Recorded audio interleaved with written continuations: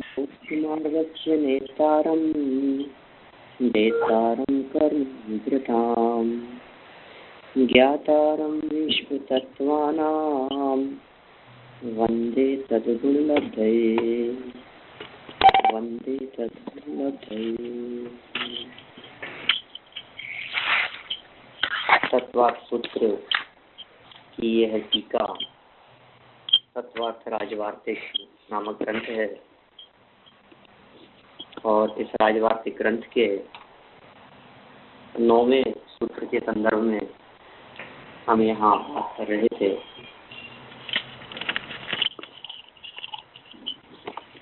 मूल सूत्र कल हमने यहाँ देखा था 9वां सूत्र, जिसमें मति शताब्दी मने पर्याय केवलानी ज्ञानम इसकी बात कही थी और फिर तत्प्रमाणे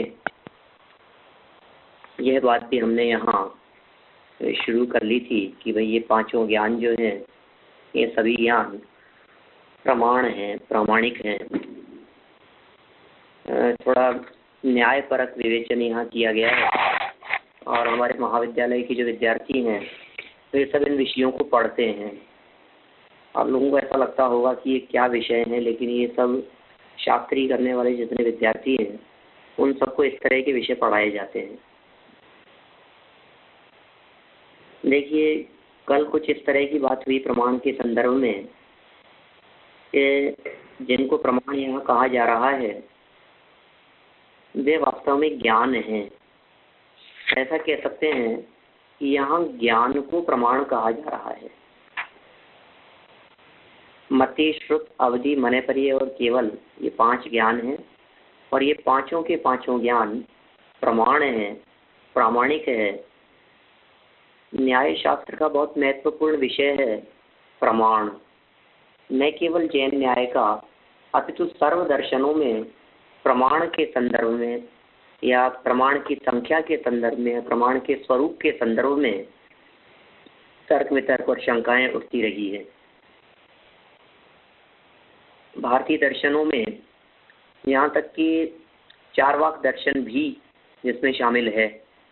ऐसा चारवाक दर्शन हो, चाहे बौद्ध दर्शन हो, नैयायिक, मीमांसक, वेदांत, इन सब दर्शनों ने किसी न किसी रूप में प्रमाण को स्वीकार किया है। उसकी संख्या और स्वरूप के संदर्भ में मतभेद और विविध दार्शनिक परंपराओं में ऊहापोह भी होती रही है। माने काफी तर्क वितर्क भी होते रहे हैं। यहाँ जैन परंपरा में प्रमाण को ज्ञान रूप से स्वीकार किया गया और ये कहा गया कि हमारे यहाँ जो प्रमाण का स्वरूप है वह स्वतः और परतः दोनों प्रकार से है। मतलब स्व संवेद्य और पर संवेद्य दोनों प्रकार की बातें प्रमाण में है। माने प्रमाण अपने आप को भी जानता है क्योंकि वो ज्ञान है और पर पदार्थों को भी जानता है। दीपक के समान जिस तरह दीपक स्वयं को भी प्रकाशित करता है और भी प्रकाशित करता है, ठीक उसी प्रकार हमारे यहाँ प्रतिपादित प्रमाण या ज्ञान की चर्चा ज्ञान को भी जानने वाला है और पर पदार्थों को भी जानने वाला है। देखिए, इस प्रकरण को अपन कुछ आगे बढ़ाते हैं। पेज नंबर 298 पुस्तक के पेज नंबर की बात कर रहा हूं मैं। 298 नंबर का यह पेज है। पंडित जी। हाँ जी। हाँ जी, वो पुरुषांतर माने क्या? पुरुषांतर ज्ञेय की पुरुषांतर मतलब दूसरा व्यक्ति। हाँ, स्वयं पुरुष माने आत्मा, राइट? नहीं, पुरुष माने आत्मा कह सकते हैं, लेकिन दूसरे व्यक्ति की पुरुषांतर जो शब्द का प्रयोग किया है, जो एक व्यक्ति है उससे दूसरे व्यक्ति की बात, उसका नाम है पुरुषांतर। हाँ। इसकी आई है ऊपर चर्चा। जिस ज्ञान ने अपने स्वरूप को नहीं जाना। देखिए, ये कौन सी लाइन हो गई? वो 3-5 में 6-7 नंबर जो लाइन नंबर दिया है, 6-7 नंबर, उसमें 4 लाइन पहले ऊपर।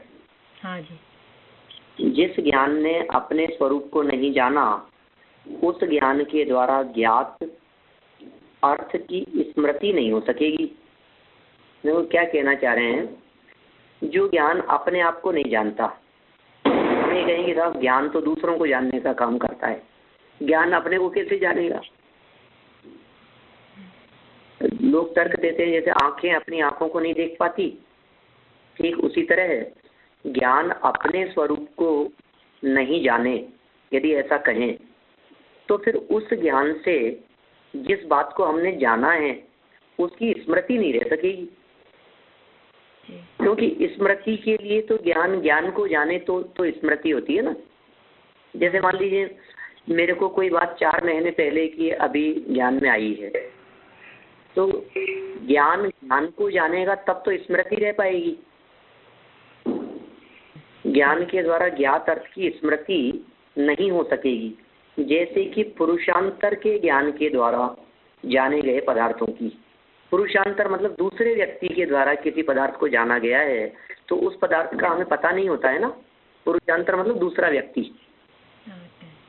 समझ आया। जैसे कि पुरुषांतर के ज्ञान के द्वारा, पुरुषांतर मतलब दूसरे व्यक्ति के ज्ञान से जिन पदार्थों को जाना है वो हमें नहीं मालूम कि उसने अपने ज्ञान से कौन से पदार्थों को जाना है।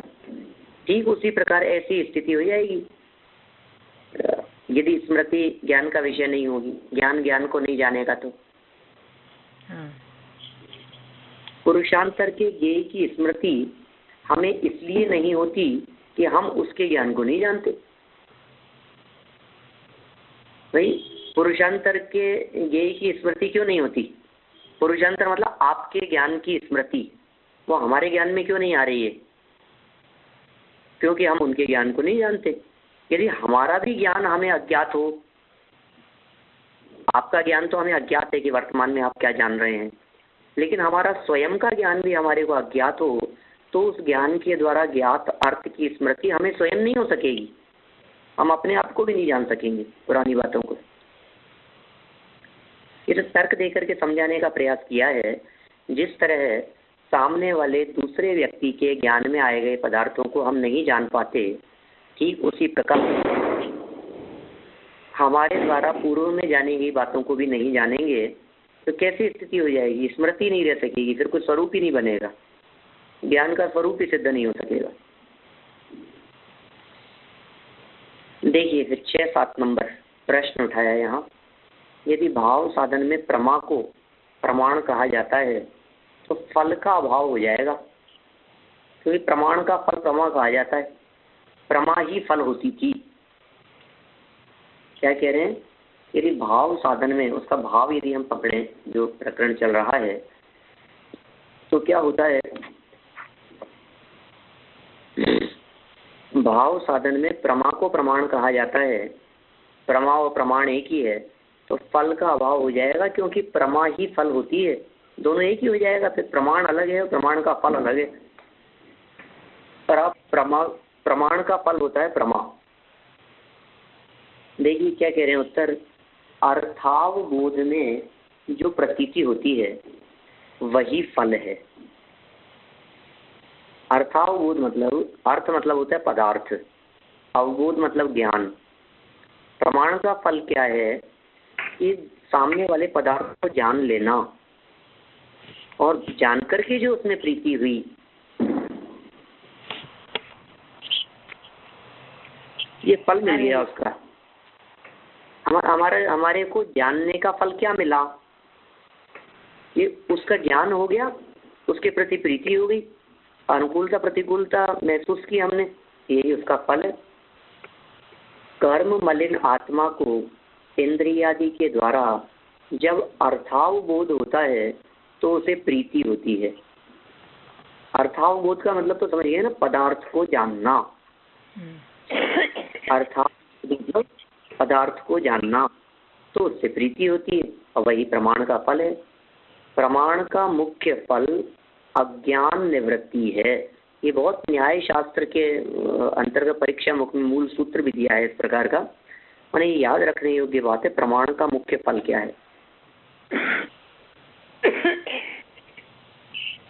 प्रमाण का मुख्य फल अज्ञान निवृत्ति है। इसी तरह राग और द्वेष रूप न होकर उपेक्षा भाव का होना भी प्रमाण का फल है। प्रमाण का मुख्य फल क्या है? अज्ञान निवृत्ति। एक दूसरी बात क्या है? राग द्वेष की नहीं होकर के उपेक्षा भाव, ये प्रमाण है ज्ञानन मात्र। एक तो तत्संबंधी जिस विषय को हमारे ज्ञान के माध्यम से जाना गया है उस विषय संबंधी अज्ञान में जाना, ये प्रमाण का मुख्य फल है। सम्यक ज्ञान को प्रमाण कहा ना, मति श्रुत अवधि माने। हाँ जी, अज्ञान निवृत्ति माने क्या? अज्ञान निवृत्ति माने जिस विषय को जान लिया गया है उस संबंध में अज्ञान नहीं रहा, उस संबंध में ज्ञान हो गया।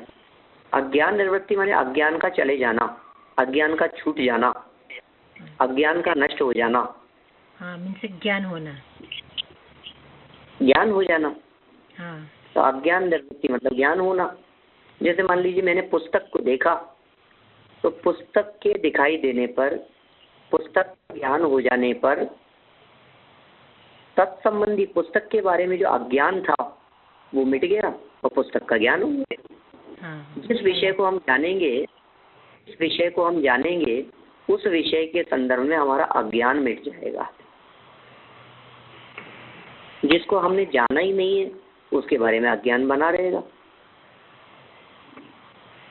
जो पदार्थ हमारे ज्ञान का विषय नहीं बना उस संबंध में अज्ञान बना रहता है और उस पदार्थ को जान लेने पर हमारा अज्ञान मिट जाता है उस संबंध।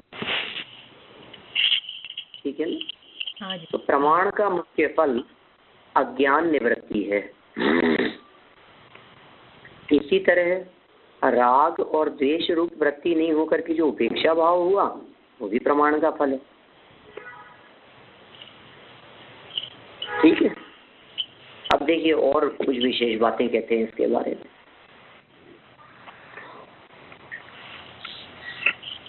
देखिए, बहुत ज्यादा गहराई से ये बातें समझ में न आवे तो भी कोई बात नहीं, लेकिन कम से कम इतनी बात तो समझ में आए कि अज्ञान निवृत्ति क्या होती है, प्रमाण का फल क्या होता है।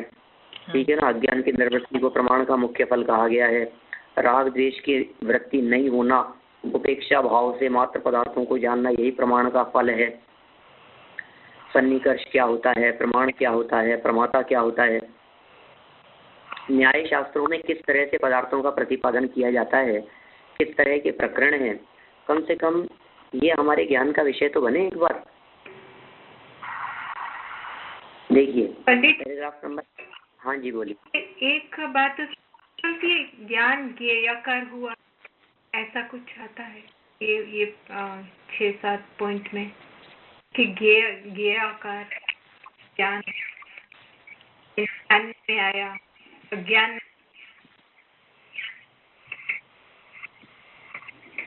यहाँ इस पॉइंट में तो इस तरह की कोई बात नहीं कही है ज्ञेयाकार ज्ञान से रिलेटेड। तो वो मैटर, वो प्रकरण अलग है। हम लोग अध्यात्म में भी उस प्रकरण की चर्चा करते हैं। ज्ञान ज्ञेयाकार हो जाता है और जो ज्ञेयाकार हैं वो वस्तुतः ज्ञेयाकार नहीं होकर के ज्ञानाकार ही है। जो ज्ञानाकार ही हमारे ज्ञान का विषय बनते हैं। माने ऐसा प्रतिपादन भी किया जाता है। आप यदि इस विषय को विशेष गहराई से जानना चाहते हैं तो स्वपर प्रकाशक के संदर्भ में जो कुछ प्रवचन हैं, आप समझिए आदरणीय जुगल जी बाबू जी के प्रवचन स्वपर प्रकाशक पर करीब 5-7 प्रवचन थे। उनके जो स्पेशल प्रवचन थे, हमने तो बहुत पहले, मैंने समझिए आप कोई सन 90-91-92 के आसपास हमने उन सब को पूरा लिखा था, उसे पूरी कैसेट सुन करके, और उस कैसेट को स्टार्टिंग से लेकर के एंड तक वर्ड टू वर्ड लिखा था। वो अवेलेबल है हमारे पास कॉपी आज भी। मैंने उनमें उन स्वपर प्रकाशक संबंधी बहुत स्पष्टीकरण किया है। अब वो तो मिलना यदि आपको दुर्लभ लगता हो, मिल भी सकती है, तो आप स्वपर प्रकाशक के विशेष स्पष्टीकरण के लिए डॉक्टर भारिल साहब के जो नए चक्र में 19 से 25 या 20 से 25 तक के नए हैं, जिसमें उन्होंने सर्वगत नय, असर्वगत नय, शून्य नय, अशून्य नय, ज्ञान ज्ञेय अद्वैत नय और ज्ञान ज्ञेय द्वैत नय, इन 6 नयों की चर्चा की है। आप इन 6 नयों के संदर्भ में गुरुदेव श्री के प्रवचन भी पढ़ सकते हैं, जो नए प्रज्ञापन के नाम से प्रकाशित हुए हैं।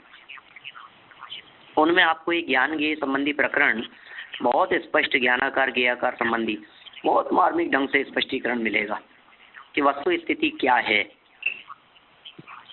यह प्रकरण आपको प्रवचन सार के 23वीं गाथा की जो टीका है, आदानाण पमाणम नाणम नेय पमाण मुद्दिठम नेयम लोया लोयम तमहाणाणम तसवगयम, इसकी व्याख्या के अंतर्गत भी आपको ये प्रकरण बहुत अच्छा मिल सकता है।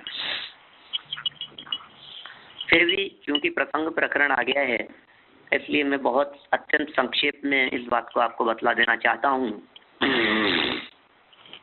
ज्ञान की ज्ञेयों को और पदार्थों को जानने की प्रक्रिया क्या है। ज्ञान आत्मा का गुण है, ज्ञान आत्मा का लक्षण है। अब वो ज्ञान पदार्थों को आखिर जानता कैसे है? क्या वे पदार्थ ज्ञान के पास में आते हैं? क्या ज्ञान उन पदार्थों को जानने के लिए उनके पास में चला जाता है? आखिर कैसे होता होगा? जैसे मान लीजिए हमें यदि आपसे मिलना है तो या तो हम आपके पास में जाएं या आप लोग हमारे पास में आए, तभी तो परस्पर में मिलना संभव हो सकता है। ज्ञान के संदर्भ में भी इस प्रकार का प्रश्न उठाया जाता है, क्या ज्ञान ज्ञेय के पास चला जाता है? यदि ज्ञान ज्ञेय के पास में नहीं जाता तो क्या ज्ञेय ज्ञान के पास में आते हैं? और यदि ज्ञान ज्ञेय के पास में नहीं जाता, ज्ञेय ज्ञान के पास में नहीं आते, तो फिर ज्ञान जानता कैसे है? ऐसी शंकाएं ग्रंथों में, शास्त्रों में, आगमों में उठाई जाती रही है और उसका अनेकांतिक दृष्टिकोण से उसका समाधान भी किया है और ज्ञान की जानन प्रक्रिया को भी बतलाया गया है। वस्तु स्थिति यह है कि ज्ञान को जगत के पदार्थों को जानने के लिए उन जगत के पदार्थों के पास जाने की जरूरत नहीं है। ज्ञान आत्मा में से निकल करके उन पदार्थों तक जाए, ऐसी जरूरत ज्ञान को नहीं है। ज्ञान तो दर्पण की तरह कार्य करता है। जिस तरह दर्पण के पास में उसमें झलकने वाले पदार्थ आते भी नहीं हैं और वह दर्पण भी उन पदार्थों के पास में नहीं जाता, लेकिन फिर भी वे सामने मौजूद पदार्थ उस दर्पण में ज्यों के त्यों झलक जाते हैं और दर्पण में दिखने वाली वो झलकन भी वस्तुतः दर्पण का ही रूप है, दर्पण की। ठीक इसी प्रकार ज्ञान जिन ज्ञेय पदार्थों को जानता है, वे ज्ञेय पदार्थ भी कहीं बाहर में नहीं है, वे ज्ञेय ज्ञान में झलकते हैं। और जो झलकन है वो झलकन ज्ञेय के अनुसार है, इसलिए उस झलकन को ज्ञेय कहा जाता है। क्या कहा मैंने? ज्ञान में जो ज्ञेय पदार्थ झलके हैं, अब 2 ज्ञेय हो गए। एक ज्ञेय सामने मौजूद और एक दूसरा ज्ञेय जो ज्ञान में झलका है। तो ज्ञान में झलकने वाला ज्ञेय वो बाहरी पदार्थ के रंग रूप आकार वाला ही है, इसलिए उसे ज्ञेयाकार भी कह सकते हैं, क्योंकि वैसा ज्ञेय जगत में सामने मौजूद है, इसलिए हम उसे ज्ञेयाकार कहेंगे। लेकिन चूंकि उसमें ज्ञेय का तो कुछ नहीं है, उसमें ज्ञेय का क्या है? वो पूरा का पूरा ज्ञान के ही रॉ मटेरियल से बना है। ज्ञान में झलकने वाले ज्ञेय ज्ञान से निर्मित हैं या ज्ञेय से निर्मित हैं? किससे बने? ज्ञान में जो ज्ञेय झलक रहे हैं, वे ज्ञेय किससे बने हैं? ज्ञान से ही तो बने हैं ना। ज्ञान की ही तो रचना है ना, ज्ञान का ही तो प्रोडक्शन है, ज्ञान का ही तो निर्माण है, ज्ञान का ही तो उत्पाद है, इसलिए हम उसे ज्ञानाकार भी कह सकते हैं। ठीक है ना? क्योंकि वो संरचना ज्ञान की है, इसलिए उसे ज्ञानाकार कहा जा सकता है। लेकिन चूंकि वो ज्ञान की संरचना ज्ञेय के आकार की है, इसलिए उसे ज्ञेयाकार भी कहा जा सकता है। ठीक है, कुछ हाँ जी, ख्याल में आ रही है बात? हाँ जी। और कोई शंका यदि आपको हो इसके संदर्भ में तो आप बोलिए। विस्तार तो इतना हो सकता है कि कई दिनों तक अपन सिर्फ ज्ञान ज्ञेय की ही चर्चा करते रहें।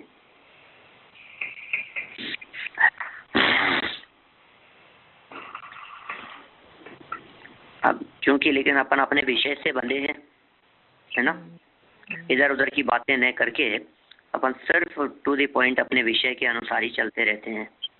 चाहे वो रोचक विषय हो, चाहे रोचक ना हो, रुचिकर लगे चाहे न लगे, लेकिन जो विषय यहाँ अकलंक देवाचार्य ने दिया है उस विषय को समझना, उस विषय को पढ़ना, है ना, यही अपना यहाँ प्रयोजन और कार्य है।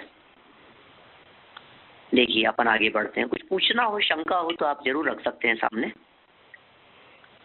बोलिए, कोई बात हो तो।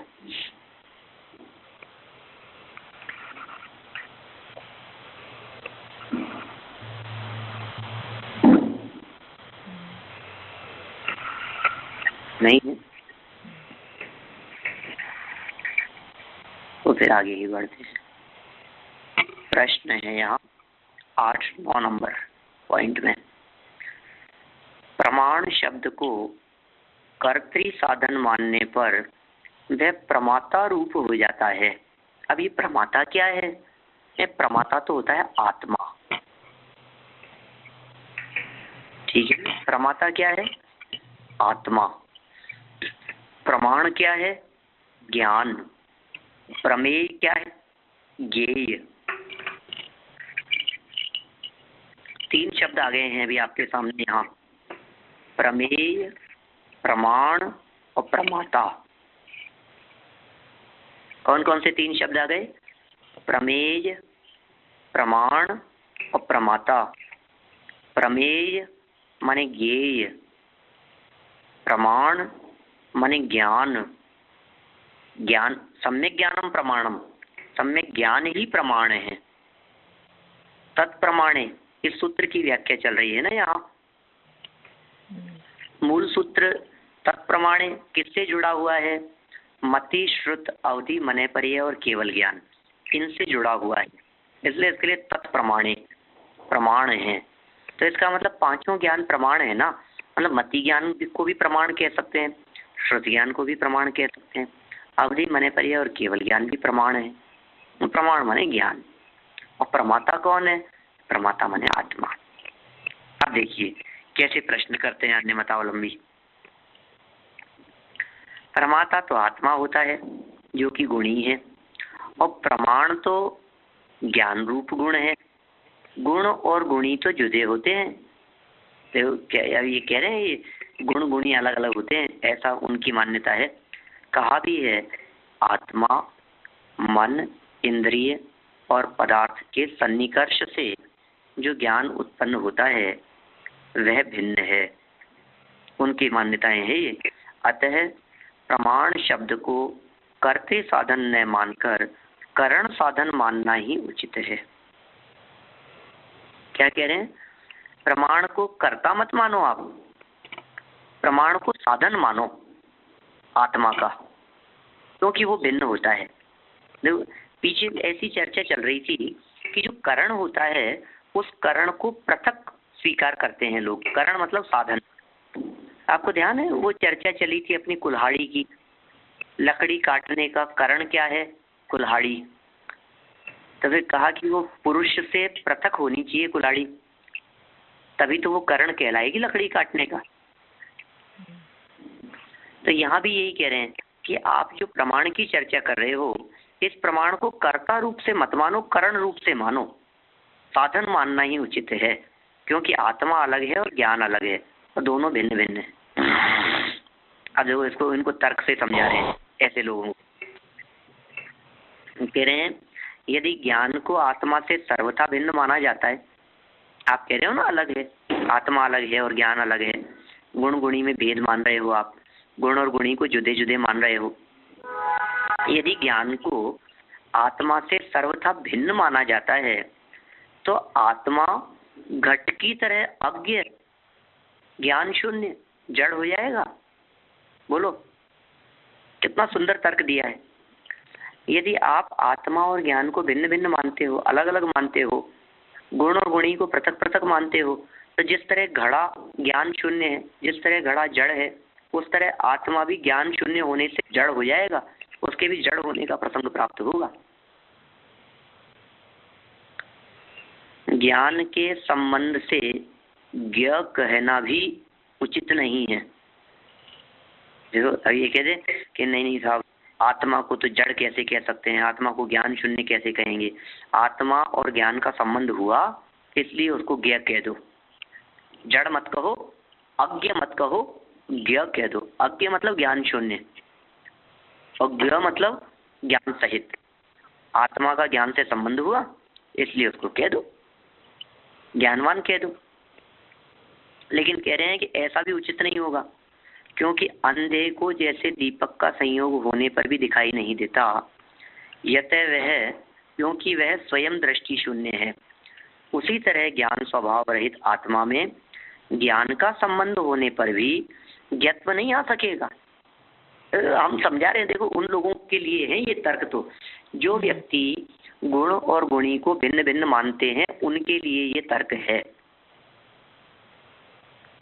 वास्तव में वस्तुतः ये सारी चर्चाएं एक प्रकार से उन लोगों के लिए है जो लोग पहले अन्य मत पढ़ चुके हैं और जिनकी बुद्धि अन्य मत से ग्रसित होकर विपरीत हो गई है। उन लोगों के लिए है ये सारी चर्चा, जिन्होंने पहले अन्य मत की चर्चाएं पढ़ी और जिनकी बुद्धि में ऐसा मानने में आता है कि गुण और गुणी तो अलग अलग होते हैं, आत्मा और ज्ञान तो अलग अलग, तो फिर उनको ये समझाना पड़ रहा है। अब हम तो ऐसा मानते ही नहीं है ना, हमारे साथ में ये समस्या नहीं है। फिर आप ये कहेंगे कि साहब जो हमारे साथ ऐसी समस्या नहीं तो हमें ये क्यों पढ़ा रहे हो? अब आपको ये चीज नहीं पढ़ा रहे हैं, लेकिन चूंकि ये तो प्रसंग में आ गई है, यहाँ आगे चल करके ये न्याय शास्त्रों की चर्चाओं से विराम लेकर के कुछ अलग चर्चाएं भी करने वाले हैं। और मूल ग्रंथ तो तत्वार्थ सूत्र है। तत्वार्थ सूत्र संपूर्ण जिनागम का सूचीबद्ध ग्रंथ है। तो आप ये भी तो मान करके चलिए कि ये पूरा ग्रंथ जब समापन होगा और आद्योपांत जो लोग इसका स्वाध्याय करेंगे, जिन्होंने आद्योपांत इसका स्वाध्याय किया होगा, आप उनके जैन दर्शन संबंधी ज्ञान, क्षयोक्षम नॉलेज की कल्पना नहीं कर सकते। जिनागम का, जैन शास्त्रों का कोई ऐसा मूल प्रकरण नहीं होगा जो प्रकरण उनके ज्ञान से अछूता रह जाए। सारे विषय इसमें आ गए हैं। अभी ज्ञान की चर्चा चल रही है, फिर शरीरों की चर्चा चलेगी, फिर जन्म आदि की चर्चा चलेगी, फिर लोक आदि की चर्चा चलेगी। मालूम कितने प्रकार के प्रकरण, व्रतादिक की चर्चा है, कर्मों की चर्चा है, गुण स्थानों की चर्चा है, ध्यान वगैरह की चर्चा है, सब तत्वों की चर्चाएं, बहुत बहुत विस्तार से सारी चर्चाएं इसमें की गई है। तो कोई अन्य मतावलंबी जो ऐसा मानते हैं कि आत्मा अलग वस्तु है और ज्ञान जो है वो अलग है, दोनों एक गुण है और एक गुणी है और दोनों में भेद पाया जाता है, तो यहाँ ये कह रहे हैं भैया इसमें कितनी समस्याएं खड़ी होगी, थोड़ा बुद्धि तो लगाओ।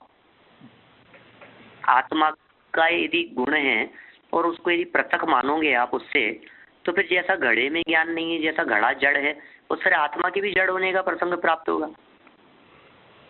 फिर आप ये कहते हो कि नहीं नहीं, ज्ञान, गुण और गुणी अलग तो हैं, लेकिन गुण का संबंध आत्मा से होता है, तब आत्मा जड़ नहीं रहता, फिर वो ज्ञानवान हो जाता है। ऐसा यदि आप तर्क देते हो, क्या तर्क दिया कि हैं तो जुदे जुदे, हैं तो दोनों अलग अलग, लेकिन ज्ञान का जैसे संबंध हुआ ना आत्मा से, तो फिर आत्मा जड़ नहीं रहा, ज्ञ हो गया। तो बहुत सुंदर तर्क दे दिया यहाँ उसको समझाते हुए। ये मानना भी ठीक नहीं है, क्योंकि कोई अंधा व्यक्ति है, उसको दीपक का संपर्क करा दो तो उसको दिखने लग जाएगा? नहीं दिखेगा। इस तरह आत्मा स्वयं, आत्मा में ही ज्ञान नहीं है, ज्ञान उससे भिन्न है, तो ज्ञान कितना भी उसके नजदीक लाया जाए वो आत्मा उसके संबंध से ज्ञत्व नहीं हो पाएगा। आत्मा में ज्ञत्व नहीं आ सकता, नहीं आ सकेगा। इस तरह की बात यहाँ इस 8वें 9वें पैराग्राफ में कही है। 10 से 13 आगे बढ़ते हैं अपन। प्रश्न, जैसे दीपक जुदा है और घड़ा जुदा,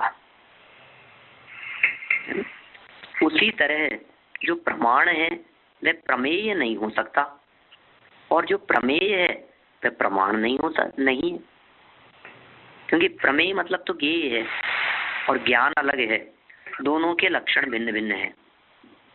देखो बहुत सुंदर ये जो चर्चाएं है ना, ये ऐसी उठाई है इन्होंने कि भाई आप ऐसा नहीं कह सकते, ज्ञान और ज्ञेय ये दोनों न्यारे न्यारे होते हैं। और इसका बहुत सुंदर जवाब भी दिया, आपको बड़ा मजा आएगा इस पैराग्राफ के अंत तक पहुंचेंगे तब। माने ज्ञान और ज्ञेय, आपका क्या कहना है बोलो? जैसे दीपक और घड़ा जुदा जुदा है, वैसे प्रमाण और प्रमेय जुदे जुदे हैं। प्रमाण प्रमेय नहीं हो सकता, प्रमेय प्रमाण नहीं हो सकता, दोनों के लक्षण भिन्न भिन्न है। आप सहमत होंगे इस चीज से? नहीं। आपको लगता होगा हाँ बात तो सच्ची है, सही है ना ये बात? नहीं। सही लग रही है ना? हाँ सही इसमें क्या गलती है, है? मगर सही नहीं है। सही क्यों नहीं है? वो प्रमाण और प्रमेय तो अलग नहीं है, वो गुण गुणी अलग, अब हम तो नहीं मानते, वो एक ही है। प्रमाण और प्रमेयता एक ही है। नहीं, प्रमाण तो ज्ञान है और प्रमेय मतलब ज्ञेय है, तो ज्ञान और ज्ञेय अलग अलग है या नहीं है? दोनों के लक्षण भिन्न है या नहीं है? हाँ वो तो है। ज्ञान और ज्ञेय दोनों के लक्षण भिन्न भिन्न है, ज्ञान और ज्ञेय दोनों समान नहीं है। लेकिन यहाँ बहुत सुंदर ढंग से न्याय की शैली में आचार्य देव समाधान कर रहे हैं। अब देखिए क्या कहना चाह रहे हैं। आप इतना हमेशा मान करके चला कीजिए कि जो भी शंका उठाई जा रही है, जो भी प्रश्न उठाया जा रहा है, इसका मतलब वो बात सच्ची नहीं है। बस ये 99% आप ये फार्मूला लागू कर सकते हैं कि प्रश्नकार के मुख में, शंकाकार के मुख में जो शंकाएं रखी गई है वे सब वस्तु स्थिति के विरुद्ध है और आचार्य देव अब उसका निषेध करेंगे।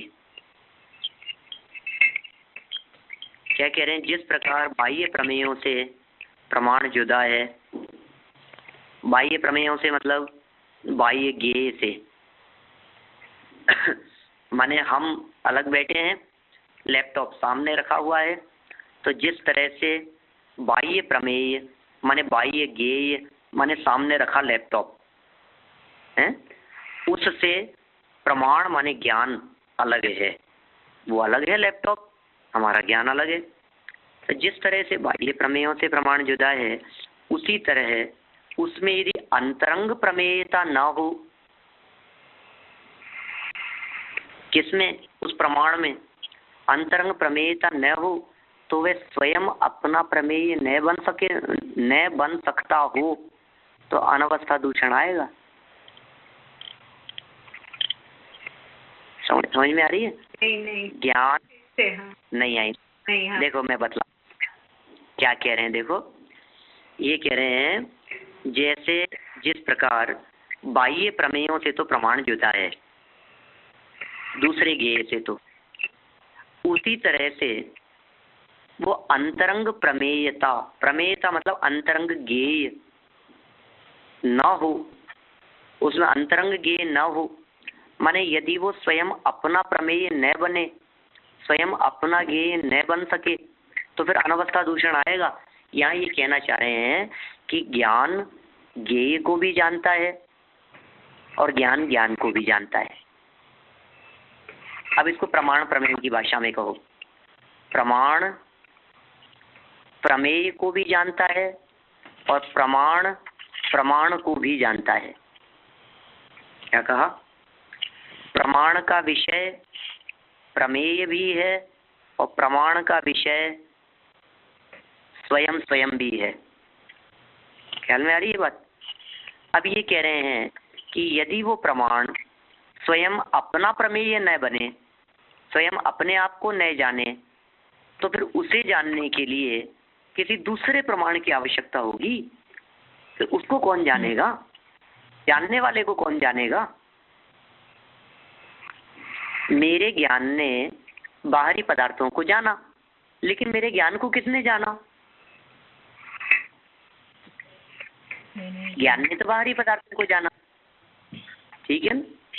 अब वो ज्ञान यदि या तो स्वयं को जाने और स्वयं को नहीं जान रहा है तो फिर उसकी सत्ता को सिद्ध करने के लिए किसी दूसरे प्रमाण की जरूरत होगी। देखिए आप 299 की फर्स्ट लाइन से देखिए, वह स्वयं अपना प्रमेय न बन सकता हो तो अनवस्था दूषण होगा, क्योंकि उसे अपनी सत्ता सिद्ध करने के लिए द्वितीय प्रमाण की आवश्यकता होगी, और द्वितीय प्रमाण को भी तृतीय प्रमाण की, और तृतीय प्रमाण को चतुर्थ प्रमाण की, और चतुर्थ प्रमाण को पंचम प्रमाण की, और उसे सिद्ध करने के लिए उसे जानने वाला कोई दूसरा ज्ञान, और उसे सिद्ध करने के लिए उसे जानने वाला कोई और ज्ञान। अनवस्था दोष आ जाएगा। जैसे देखिए, यदि अनवस्था दूषण के निवारण के लिए ज्ञान को दीपक की तरह स्वपर प्रकाशी अर्थात स्वप्रमेय माना जाता है तो प्रमाण और प्रमेय के भिन्न होने का पक्ष समाप्त हो जाता है। वस्तुतः संज्ञा लक्षण प्रयोजन आदि की भिन्नता होने से प्रमाता प्रमाण और प्रमेय में भिन्नता है। देखना बहुत मार्मिक लाइनें हैं ये, 2-3 लाइनें। क्या कह रहे हैं? वस्तुतः संज्ञा लक्षण प्रयोजन आदि की भिन्नता होने से प्रमाता प्रमाण और प्रमेय में भिन्नता है। ठीक है, प्रमाता कौन है बतलाएं फटाफट। प्रमाता क्या है? जानने वाला, आत्मा। हाँ। आत्मा प्रमाता है। प्रमाण क्या है? ज्ञान। और प्रमेय क्या है? ज्ञेय। ज्ञान, ज्ञेय और आत्मा, इनको न्याय शैली में, प्रमाण शैली में कहें तो प्रमाण, प्रमाता और प्रमेय, इस शैली में कहा जा सकता है। तो प्रमाता, प्रमाण और प्रमेय में भिन्नता है तथा पृथक पृथक रूप से अनुपलब्धि होने के कारण अभिन्नता है। क्या गजब बात कह रहे हैं। इनके लक्षण भिन्न भिन्न है, इसलिए तो पृथकता है। ठीक है ना, भिन्नता है, लेकिन पृथक पृथक रूप से इनकी उपलब्धि नहीं है। दिखाओ हमारे को, आत्मा अलग दिखाओ और ज्ञान अलग दिखाओ, इसलिए इनमें अभिन्नता भी है। ये क्या जिसको जाना जा रहा है तो वो तो अलग ही है। ये स्वज्ञेय की बात कर रहे हैं। प्रमाण के माध्यम से या ज्ञान के माध्यम से जो ज्ञान जानने में आया वो ज्ञान स्वयं ही ज्ञेय है और जानने वाला ज्ञान ही ज्ञाता है। तो ये कह रहे हैं लक्षण की दृष्टि से तो ज्ञेय और ज्ञान भिन्न भिन्न होते हैं, संज्ञा भी तीनों की अलग अलग है। ज्ञान, ज्ञेय और आत्मा, प्रमाण, प्रमेय और प्रमाता, इनके लक्षण भिन्न है, संज्ञा भिन्न है, प्रयोजन भिन्न है, इसलिए तो इनमें भिन्नता है। लेकिन इनकी उपलब्धि पृथक पृथक नहीं है, पृथक पृथक रूप से अनुपलब्धि होने के कारण अभिन्नता है। देखिए, निष्कर्ष यह है कि प्रमेय नियम से प्रमेय ही है, बराबर, किंतु प्रमाण प्रमाण भी है और प्रमेय भी। ये निष्कर्ष से तो बहुत ही क्लियर हो गई बात। क्या कहा है? निष्कर्ष क्या दे रहे हैं? प्रमेय तो प्रमेय है, ज्ञेय तो ज्ञेय, वो तो ज्ञाता हो नहीं सकता, ज्ञेय तो ज्ञेय ही है। लेकिन जो प्रमाण है ना, वो प्रमाण प्रमाण भी है और प्रमेय भी है, उसमें दोनों प्रकार की बातें हैं। जब उसे जानन शक्ति की अपेक्षा से देखते हैं तो प्रमाण कहते हैं, और जब उसे जानने में आने वाला भी है इस अपेक्षा से देखते हैं तो वो प्रमेय भी हो जाता है। नहीं समझ में बात? तो ज्ञान ज्ञान भी है और ज्ञान भी है, ऐसी है। हाँ, यही बात हुई। अच्छा। ज्ञान ज्ञान भी है और ज्ञान ज्ञेय भी है, ऐसी बात यहाँ हुई है।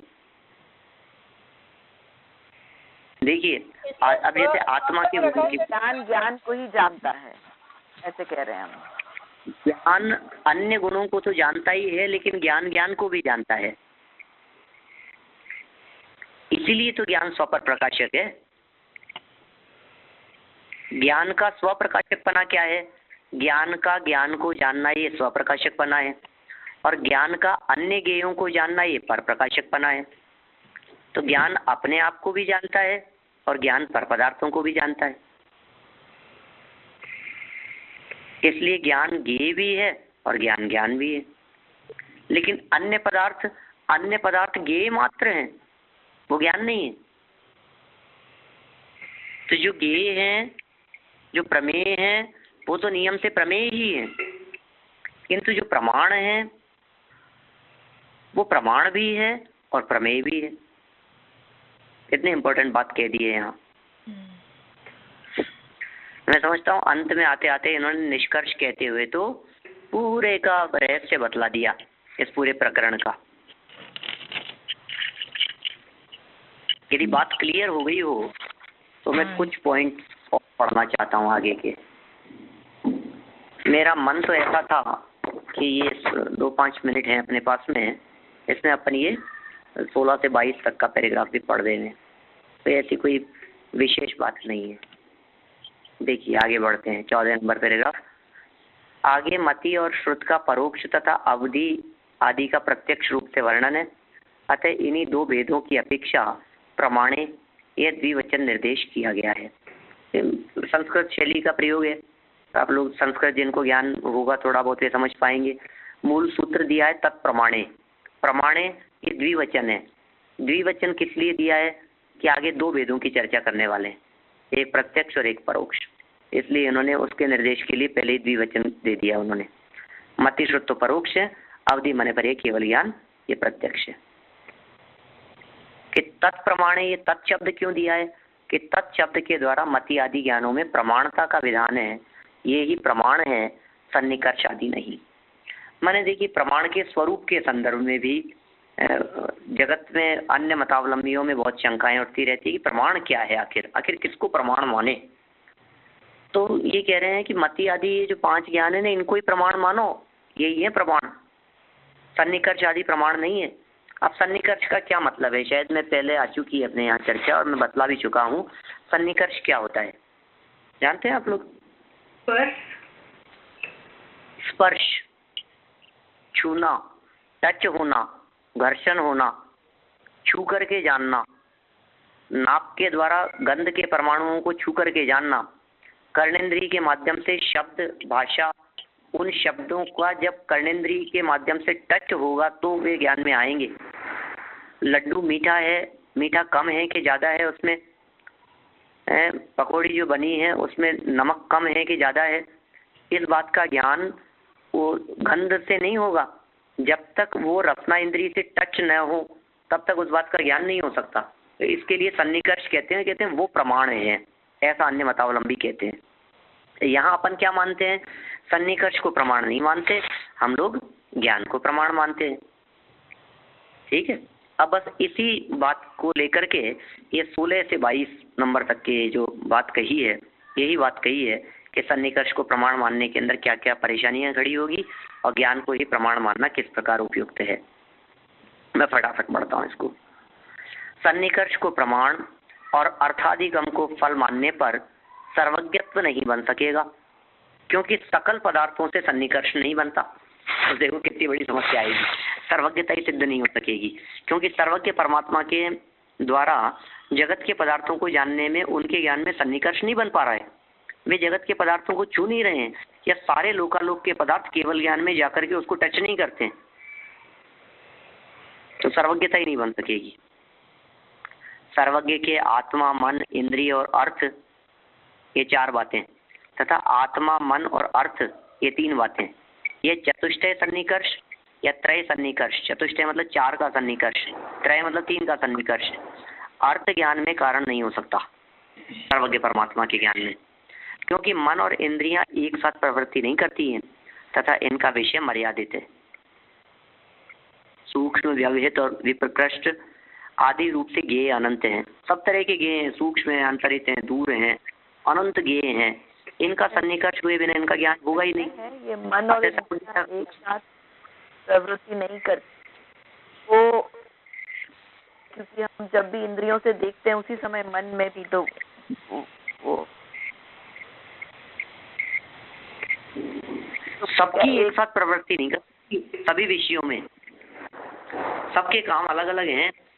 वास्तव में देखिए, अपने को ऐसा लगता है ना, हम इस समय आंख से देख भी रहे हैं, कान से सुन भी रहे हैं, दोनों काम एक साथ कर रहे हैं, रसना इंद्री का भी काम हो रहा है, स्पर्शन इंद्री का भी ठंडी हवा का आनंद ले रहे हैं, लेकिन इनमें समय भेद है, समय बहुत सूक्ष्म है, एक साथ नहीं हो सकता। एक सेकंड के अंदर ही असंख्यात समय हो जाते हैं। इसका स्पष्टीकरण मोक्ष मार्ग प्रकाशक पेज नंबर 34 पर किया है, 34 और 36। आप उस प्रकरण को देखें, मति श्रुत ज्ञान की पराधीन प्रवृत्ति का प्रकरण है वहाँ, और उस प्रकरण के संदर्भ में ज्ञान के द्वारा दर्शनोपयोग होता है तब ज्ञानोपयोग नहीं, ज्ञानोपयोग होता है तब दर्शनोपयोग नहीं, ज्ञानोपयोग होता है उसमें भी जब मति ज्ञानोपयोग होगा तब श्रुत ज्ञानोपयोग नहीं होगा, उसमें भी चक्षु इंद्रिय संबंधी होगा तो स्पर्शन इंद्रिय संबंधी नहीं होगा। इस तरह से काफी स्पष्टीकरण दिया है वहाँ, मोक्ष मार्ग प्रकाशक पेज नंबर। कर सकते हैं ना। और उस समय होता क्या है कि जब एक सेकंड मतलब हमारे समझने के लिए, हालांकि वो सेकंड के भी कई भाग हो जाते होंगे, पर अगर समझ लो एक सेकंड में ज्ञानेंद्रिय चल रही है तो स्पर्शेंद्रिय रुक जाती है, क्या होता है उस समय? नहीं, सब अपना अपना देखिए, इंद्रिय रुक जाती है लेकिन वो हमारे पकड़ में नहीं आती ना, वो चीज हमारी पकड़ से बाहर है, ठीक है ना। हमें तो ऐसे ही लगता है कि वो नॉर्मल जानने का काम हो रहा है। एक्चुअल में क्या है, इंद्रियां रुकने का सवाल नहीं है, सवाल ये है कि इन इंद्रियों के माध्यम से प्रवृत्ति करने वाला ज्ञान तो एक ही है ना।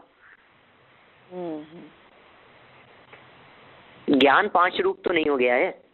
अब वो ज्ञान जब आंख से देखने का काम कर रहा है तो वही ज्ञान कान से सुनने का काम, मतलब समय भेद है उसमें। अच्छा, तो वैसे ज्ञान अभेद यही है, मन भी ज्ञान में आता है इसलिए उसमें भी समय भेद है। हाँ, तो एक बार प्रवृत्ति नहीं हो सकती उसकी, ठीक है ना। समय हो गया है, आप लोग कहें तो मैं इसको फास्ट पढ़ दूं 2 मिनट में, 1 मिनट में, और आपकी क्लास में पढ़ दीजिए। एक बार पढ़ देता हूँ, फिर कोई बात होगी तो अपन और देख लेंगे, क्योंकि फिर वो गैप पड़ जाएगा 3-4 दिन का। वो अभी कल अपने को गुणस्थान के बारे में चर्चा करनी है और फिर 2 दिन बाद में मंडे को देखेंगे। देखिए, इनका सन्निकर्ष वे इनका ज्ञान होगा नहीं, अतः सर्वज्ञत्व का अभाव हो जाएगा। आत्मा को सर्वगत मानकर सर्वार्थ सन्निकर्ष कहना उचित नहीं है। मतलब आत्मा सब जगह है इसलिए सारे पदार्थों का सन्निकर्ष हो जाता है, ये उचित नहीं है, क्योंकि आत्मा का सर्वगतत्व परीक्षा सिद्ध नहीं है। यदि आत्मा सर्वगत है, सब जगह व्याप्त है, तो उसमें क्रिया न होने से पुण्य पाप और पुण्य पाप मूलक संसार तथा संसार उच्छेद रूप मुक्ति आदि नहीं बन सकेंगे।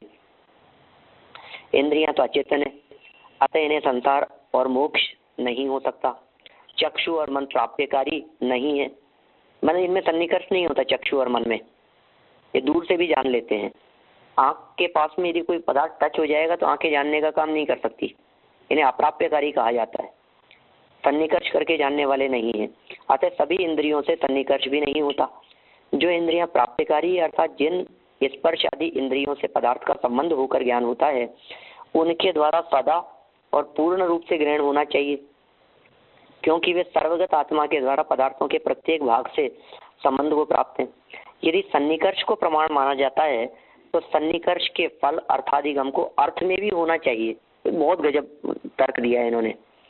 सन्निकर्ष को प्रमाण कहा ना, सन्निकर्ष किसे कहते हैं? इंद्रिय। सन्निकर्ष किसे कहते हैं? इंद्रिय और पदार्थ के सम्मिलन को सन्निकर्ष कहते हैं।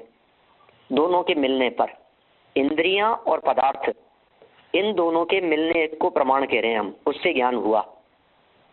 तो कह रहे हैं सन्निकर्ष का जो फल है, प्रमाण का जो फल है, सन्निकर्ष को प्रमाण कह रहे हो, तो प्रमाण का जो फल है अर्थाधिगम, पदार्थों का ज्ञान हो जाना, ये अर्थ में भी होना चाहिए। दो चीजों के मिलने से फल एक को क्यों मिला, दूसरे को क्यों नहीं मिला? जैसे कि स्त्री और पुरुष के संयोग का फल सुखानुभव दोनों को होता है, ऐसी दशा में आत्मा की तरह इंद्रिय, मन और अर्थ को भी अर्थ ज्ञान होना चाहिए। शैया पर सोने वाले पुरुष के दृष्टांत से केवल पुरुष में अर्थावबोध सिद्ध करना उचित नहीं है, क्योंकि शैया अचेतन है, वह सुख की अधिकारिणी नहीं हो सकती। यदि इंद्रिय, मन और अर्थ में अचेतन होने के कारण सन्निकर्ष के फल अर्थावबोध का वारण किया जाता है, तो इस युक्ति से तो आत्मा में भी अर्थावबोध नहीं हो सकेगा, क्योंकि सन्निकर्षवादियों के मत में आत्मा भी ज्ञान शून्य है। वो तो आत्मा को भी ज्ञान शून्य मानते हैं ना। ज्ञान ज्ञेय को अलग अलग कहा था ना अभी इन्होंने। ज्ञान मतलब गुण गुणी को पृथक पृथक कहा था। अर्थात अर्थावबोध के पहले सभी आज्ञा हैं, तब अर्थावबोध आत्मा में ही हो, इंद्रिय और मन अर्थ में नहीं, यह नियम कैसे बन सकता है? क्या अर्थावबोध आत्मा को ही होगा? पदार्थों को जानने का काम आत्मा में ही होगा, दूसरे पदार्थों में क्यों नहीं हो सकता? ज्ञान का आत्मा से ही संबंध हो, इंद्रिय आदि से नहीं, इसमें क्या विशेष हेतु है? ज्ञान का समवाय आत्मा में ही होता है, अन्य में नहीं। यह उत्तर भी विवाद रहित नहीं है कि साहब ज्ञान का संबंध आत्मा से ही हो जाएगा। अरे ज्ञान का संबंध मोबाइल से क्यों नहीं हुआ? मोबाइल को भी तो ज्ञानवान हो जाना चाहिए, क्योंकि जब सभी ज्ञान शून्य है तब आत्मा में ही ज्ञान का समवाय हो, अन्य में नहीं, यही प्रतिनियम नहीं बन सकता। समवाय एक और सर्वगत है और आत्मा सभी समान रूप से ज्ञान शून्य है, तब क्या कारण है कि समवाय आत्मा में ही ज्ञान का संबंध कराता है, अन्य में नहीं? अतः सन्निकर्ष को प्रमाण मानना उचित नहीं है। कुल मिलाकर के ज्ञान को ही प्रमाण मानना उचित है, सन्निकर्ष भी प्रमाण का हेतु नहीं है। इस तरह से यहाँ प्रमाण के संदर्भ में चर्चा की। अब दो प्रकार के प्रमाण, प्रत्यक्ष और परोक्ष, उनकी चर्चा आगे 11वें और 12वें सूत्र में की गई है। अपन प्रकरण को अपने अगले स्वाध्याय के क्रम में बढ़ाएंगे। कल अपन गुणस्थान की चर्चा करेंगे। चलो महावीर भगवान की जनवाणी स्तुति। जवानी के ज्ञान ते सूझे लोकालोक, सोवाणी मस्तक नमु सदा देत दुख, सदा देत दुख।